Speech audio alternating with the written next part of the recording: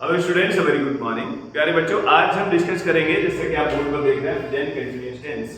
कल के वीडियो में हमने डिस्कस किया था पीछे ग्रामर का डेफिनेशन, टेंस की डेफिनेशन या उसके काइंड्स और प्रेजेंट इंडेफिनिट। और आज हम डिस्कस कर रहे हैं प्रेजेंट कंटीन्यूअस। जैसा कि इसके नाम से ही पता चल रहा है, कंटीन्यूअस। कंटीन्यूअस मीन क्या होता है? कोई भी वर्क जो प्रोग्रेस में है।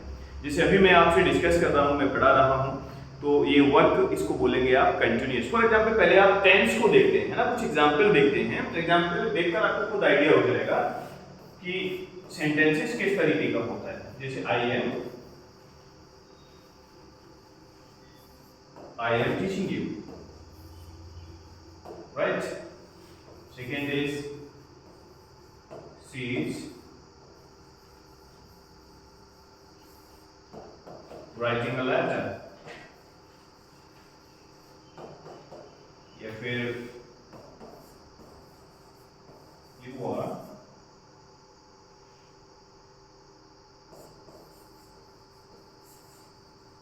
Are playing chess,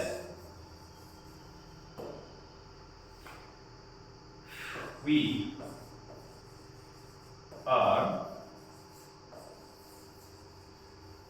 watching TV. For example, these are the sentences. इन sentences से आप आइडेंटिफाई करेंगे, इसको पहचानने की कोशिश करेंगे कि क्या आपको लगता है कि सब्जेक्ट के बाद में किस तरह से हेल्पिंग वर्ब का यूज किया गया है और क्या इसमें डिफरेंट आइडेंटिटी है जो आपको नजर आ रही है। तो आप देख रहे हैं सब्जेक्ट का यूज किया है, सब्जेक्ट के बाद में आपने लगाया है हेल्पिंग वर्ब। एम आपने लगाई है हेल्पिंग वर्ब इज। सब्जेक्ट है आपका सिंगुलर सी, तो आपने लगाया इज। आई था तो आपने लगाया एम। और सब्जेक्ट है आपका यू, यानी कि प्लूरल सब्जेक्ट है, तो आपने यूज किया आर। और यहाँ पर फिर एक बार प्लूरल सब्जेक्ट है तो आपने फिर यूज किया आर। और आगे देखें, वर्ब है आपका टीच, यानी कि पढ़ाना, और इसमें लगा दिया आपने आईएनजी। और यहाँ पर भी राइट है लिखना, और आपने लगा दिया यहाँ पर आईएनजी।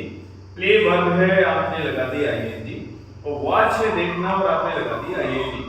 तो रूल आपको समझ आ गया होगा, बनाने का नियम भी समझ में आ गया होगा साथ ही साथ, कि किस तरह से सब्जेक्ट का यूज किया है, उसके बाद में हेल्पिंग वर्ब और मेन वर्ब की फर्स्ट फॉर्म में आईएनजी, इसके बाद ऑब्जेक्ट लगा हुआ है। तो प्रेजेंट कंटीन्यूअस टेंस में आप देख रहे हैं कि सब्जेक्ट सबसे पहले आपने यूज किया सब्जेक्ट, और सब्जेक्ट के बाद आपने यूज किया हेल्पिंग वर्ब। और हेल्पिंग वर्ब इस सेंटेंस में क्या है? इज, आर और am. Very easy. Plus main verb first form plus ING. This is the formula. Very easy. ये बहुत ही इजी सेंटेंस है आपका, बहुत आसानी से आप इसको समझ सकते हैं यदि आप एक दो बार ध्यान से अगर समझने की कोशिश करेंगे। कोई भी कार्य जो अभी वर्तमान समय में हो रहा है, जिस सेंटेंस के अंत में रहा है, रही है, रहे हैं जैसे शब्द आते हैं, वो सेंटेंस कहलाते हैं आपके present continuous. Is it clear? फिर से एक बार रिपीट करता हूं, जिस सेंटेंसेस के अंत में हिंदी में आता है सेंस रहा है, रही है, रहे हैं, जैसे वह सो रहा है, वह पढ़ रहा है, वे बच्चे खेल रहे हैं, किसान फसल में पानी लगा रहा है, मैं बाजार जा रहा हूं, है ना, बारिश हो रही है ना, बहुत गर्मी पड़ रही है। तो जिन सेंटेंसेस के अंत में रहा है, रही है, रहे हैं शब्द आते हैं, वो कहलाते हैं प्रेजेंट कंटीन्यूअस। तो जब आप इनको बनाओगे तो आपको किस तरह से यूज करना होगा, आप एक बार में देखिए। सब्जेक्ट का यूज किया है, सब्जेक्ट के बाद में आपने लगाया है हेल्पिंग वर्ब, और हेल्पिंग वर्ब के बाद में वर्ब की फर्स्ट फॉर्म में आईएनजी। तो एक बार आप फिर देख सकते हैं कि किस तरह से आपने प्रेजेंट कंटीन्यूअस सेंटेंस को बनाया है। फॉर्मूला, मैं इसका फॉर्मूला आपको बता देता हूं। मैंने पहचान आपको बताई थी कि जिन सेंटेंसेस के एंड में आप देखते हैं, जिन सेंटेंसेस के एंड में आप रहा है, रही है, रहे हैं शब्दों को देखते हो, साथ में फॉर्मूला किस तरीके का होगा। देखिए, सबसे पहले आप सब्जेक्ट का यूज करेंगे, और सब्जेक्ट के बाद में हेल्पिंग वर्ब आती है, इसमें इज, आर और एम। इसमें से एक हेल्पिंग वर्ब आएगी, वो डिसाइड करेगा, इज, आर, एम कौन डिसाइड करेगा? सब्जेक्ट। अगर सिंगुलर सब्जेक्ट है तो आप इस लगाएंगे, और प्लूरल है तो आप आर लगाएंगे और आई के साथ एम लगाएंगे। सिंगुलर प्लूरल आप जानते ही है ना, नंबर सिस्टम। नंबर के बारे में जब आपको बताया गया था, तो नंबर में बताया था इंग्लिश में 2 नंबर्स होते हैं, सिंगुलर एंड प्लूरल। तो सिंगुलर सब्जेक्ट है तो आप इस लगाएंगे, प्लूरल है तो आर लगाएंगे, और आई के साथ एम लगाना है। ठीक है, तो यहाँ पर आपने देखा सब्जेक्ट, सब्जेक्ट के बाद helping verb is, are, am plus एमडी कि मैन वर्ब का फर्स्ट फॉर्म में आईएनजी आएगा, ये इंपॉर्टेंट बात है। इसके बाद आप ऑब्जेक्ट लगा देंगे, उसके बाद में अदर वर्ड्स जो भी अन्य शब्द लगे हुए हैं उनका यूज करेंगे। फिर एक दो उदाहरण आप ले लीजिए। For example, sorry,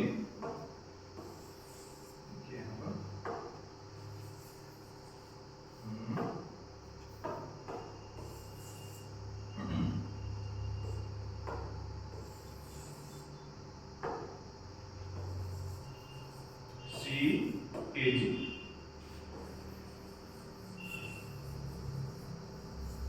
helping me. अब यहाँ पर देखो आपने सी का यूज किया गया है, सब्जेक्ट है सी और हेल्पिंग वर्ब सी के साथ आपने इज लगा दिया और मेन वर्ब हेल्प है, हेल्प में क्या लगा दिया, आईएनजी और आगे ऑब्जेक्ट आ गया। तो she is helping me, she is teaching me.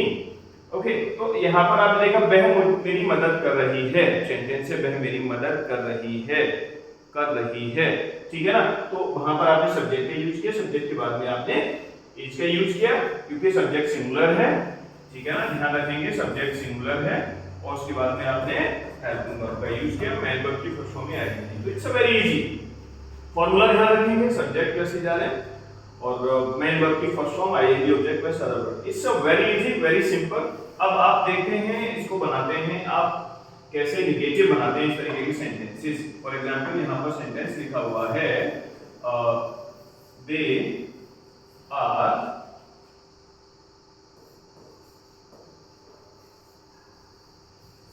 Playing cricket,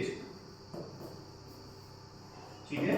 अब आप इस सेंटेंस को नेगेटिव बनाएंगे तो आप कैसे नेगेटिव बनाएंगे, पीछे मैंने बताया था कि जब भी कोई सेंटेंस आप नेगेटिव बनाएंगे तो उसमें हेल्पिंग वर्ब के बाद नॉट लगाना होता है। ये हेल्पिंग वर्ब है, इसके बाद आपको नॉट लगाना होगा, यानी कि दे है तो क्या आएगा, are not, they are not helping, sorry they are not playing cricket, they are not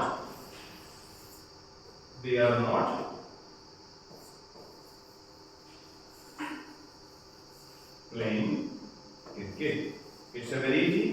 अगर आप थोड़ा सा भी अटेंशन लगाते हैं तो आपको बिल्कुल भी समझने में प्रॉब्लम नहीं होगी। आपने देखा सिंपली कि सब्जेक्ट है, उसके बाद में हेल्पिंग वर्ब, यहाँ पर नेगेटिव बनाया आपने ये सेंटेंस, इसको आपने जब नेगेटिव बनाया तो नेगेटिव बनाने के लिए पीछे मैंने बताया है कि कोई भी सेंटेंस हो हेल्पिंग वर्ब के बाद में नॉट का यूज करेंगे आप, ठीक है। हेल्पिंग वर्ब ऑलरेडी लगी हुई है तो आपने नॉट का यूज कर दिया, नेगेटिव बन गया।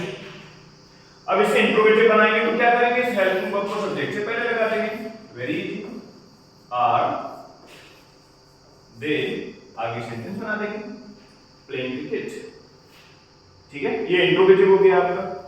और आगे बढ़ते हैं थोड़ा सा, देखिए आप अगर सेंटेंस होता है व्हाई आर यू नॉट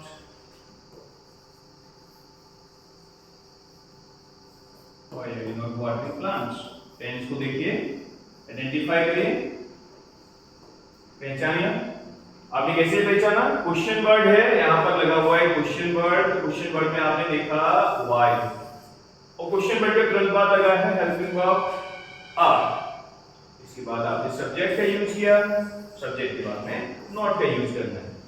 क्या मीन हुआ इसका, why are you not watering plants। आप पौधों में पानी क्यों नहीं लगा रहे, आप पौधों में पानी क्यों नहीं लगा रहे हैं। तो आपने देखा यहाँ पर क्वेश्चन वर्ड, फिर क्वेश्चन वर्ड के तुरंत बाद हेल्पिंग वर्ब, हेल्पिंग वर्ब के बाद सब्जेक्ट, यानी कि आपका क्वेश्चन वर्ड का यूज किया है आपने सेंटेंस में और प्लस नॉट का भी यूज किया है एक ही सेंटेंस में।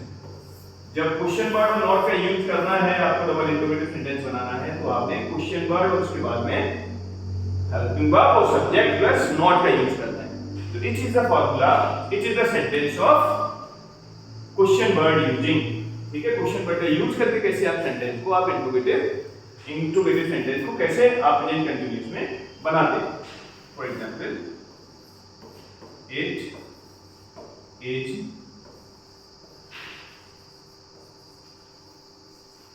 ट्रेनिंग। अब वो कह रहा है इसको इंट्रोगेटिव बनाना है, यानी कि आपको इंट्रोगेटिव बनाना है। आगे अगर सेंटेंस में लिखा हो तो कैसे बनाएंगे, तो क्या हो जाएगा, हेल्पिंग वर्ब पहले लगा देंगे, is it raining, easy training बन गया। बस कितना इजी है देखिए, अब आपने यहाँ पर बड़ी आसानी से इसको बना दिया। हेल्पिंग वर्ब को पहले लगा दिया और बाद में रेस्ट वर्ड आपने बाद में लगा दिया। तो जब आप प्रैक्टिस करेंगे तो प्रैक्टिस करने से और ये पॉइंट आपको आसान हो जाएगा। अब मैं ये हिंदी के कुछ सेंटेंसेस को लिखूं यहाँ पर, उसको कैसे आप ट्रांसलेट करेंगे। फॉर एग्जाम्पल,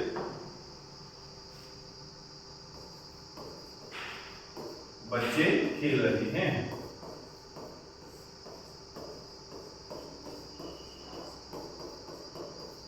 बच्चे खेल रहे हैं, कैसे बनाएंगे आप इसको। तो पहले आपने कोई भी सेंटेंस जब आप ट्रांसलेट करेंगे तो उसमें आपको देखना है सेंटेंस में एंडिंग वर्ड क्या है, किस तरह से सेंटेंस एंड हो रहा है, सेंस क्या कह रहा है, उसको पहचानना सबसे ज्यादा इंपॉर्टेंट। तो आपने पहचाना यहाँ पर बच्चे खेल रहे हैं, यानी कि प्रेजेंट कंटिन्यूअस। तो आपने पहचाना प्रेजेंट कंटिन्यूअस। अब यहाँ देखा आपने बच्चे, क्या आएगा आपका, चिल्ड्रन। अब देखा आपने रहे हैं, तो प्रेजेंट कंटिन्यूअस का सेंटेंस है, तो बच्चों के साथ में क्या आएगा, आर, और खेल रहे हैं वर्ब की फर्स्ट फॉर्म में आईएनजी लगा दो, सिंपल बन गया। बच्चे खेल रहे हैं, children are playing, children are playing. अब बच्चे नहीं खेल रहे हैं तो नॉट लगाना है, तो इसी के बाद आपने नॉट लगा दीजिए, ये नेगेटिव हो गया। अब क्या बच्चे खेल रहे हैं, अब क्या लग गया पहले, तो आप पहले आर लगा दीजिए, are children playing, are children playing, बाद में ऐसे आ गया। इससे वेरी इजी। मैं ये जो डिस्कस कर रहा हूँ ये कर रहा हूँ class second, third, fourth, fifth, sixth, यानी कि बेसिक है, ये बिल्कुल बेसिक है। यहाँ से आपकी शुरुआत होती है ग्रामर की और टेंसेस की। अगर टफ लेवल पर जाएंगे तो आपको फिर अभी समझ में नहीं आएगा, क्योंकि कंपटीशन का स्टैंडर्ड अलग होता है और बेसिक अलग होता है। ये बेसिक है जो मैं आपसे डिस्कस कर रहा हूँ। जब बेसिक आपको समझ आ जाएगा तो आपको फिर ऊपर कंपटीशन लेवल का भी इजीली समझ में आ जाएगा। मालूम पड़ा कि मैं टफ समझाने लगूँ आपके लिए, आपको नरेशन स्टार्ट कर दूं, ट्रांसफॉर्मेशन स्टार्ट कर दूं, मैं आपके लिए सिंथेसिस स्टार्ट कर दूं, मालूम पड़ा कि टेंसेस ही नहीं आता आपको। तो इसलिए बेहतर है कि आप पहले बेसिक समझिए, इसका प्रैक्टिस करिए, और प्रैक्टिस करने के बाद फिर हम आगे के पॉइंट भी डिस्कस धीरे धीरे करेंगे और इंग्लिश आपको इस तरह से इजी बनेगी। बस कंडीशन है कि आप प्रैक्टिस करिए। Condition is you have to practice. जब आप प्रैक्टिस करेंगे तो आपको टेंसेस इजी हो जाएंगे। तो आपने आज जो हमने आपसे डिस्कस किया वो था प्रेजेंट कंटिन्यूअस, और इस तरीके से ही यदि किसी भी तरीके की कोई भी टेंसेस में कहीं भी प्रॉब्लम आती है तो आप जरूर फोन कॉल करें और पूछें, और कमेंट भी कर सकते हैं आप, और साथ में आप रेगुलर बेसिस पर एक हैबिट जरूर डेवलप करिए कि अपनी वर्ड पावर बढ़ाइए। वोकैबुलरी जितना अच्छा कर लेंगे बच्चों आप, वर्ड मीनिंग जितनी ज्यादा आप लर्न करेंगे, आपको इंग्लिश उतना ही आसान लगने लगेगा। होपफुली कि बच्चे जो सीखने वाले बच्चे हैं, जो इंटरेस्टेड हैं इंग्लिश सीखने में, वो बच्चे कंटिन्यू वीडियोज को वॉच करेंगे और क्वेश्चनिंग भी करेंगे और वो पूछते रहेंगे। Keep learning, keep going.